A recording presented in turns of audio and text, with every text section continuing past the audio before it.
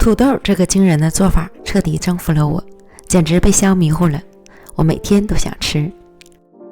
2个土豆重量是450克，改刀切成块，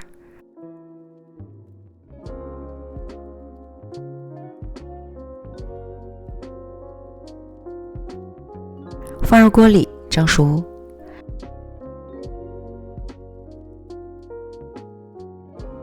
水烧开后蒸20分钟左右即可。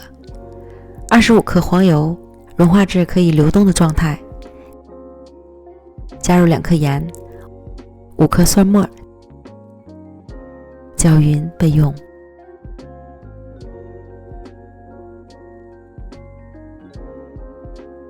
将蒸熟的土豆倒入到大碗里，压成细腻的泥。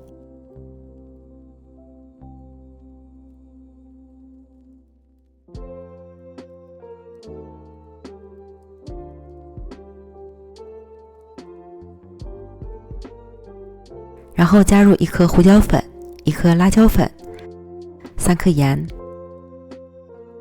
翻拌均匀。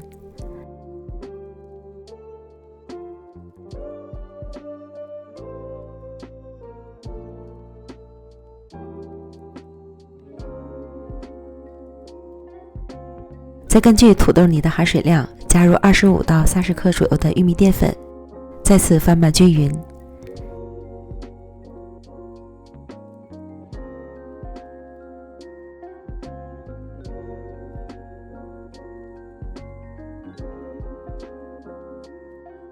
抓起1小块土豆泥，约23克左右，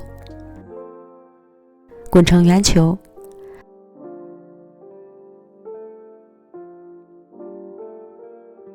全部都做好后，摆入烤盘里，表面再刷上黄油蒜蓉酱，多刷一点会更香。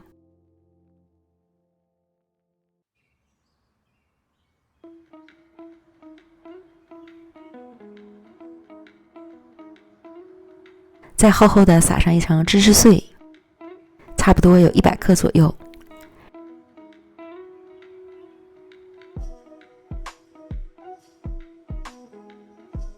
然后送进预热好的烤箱，上下火190度，先烤20分钟，之后上火转210度，烤5分钟上色。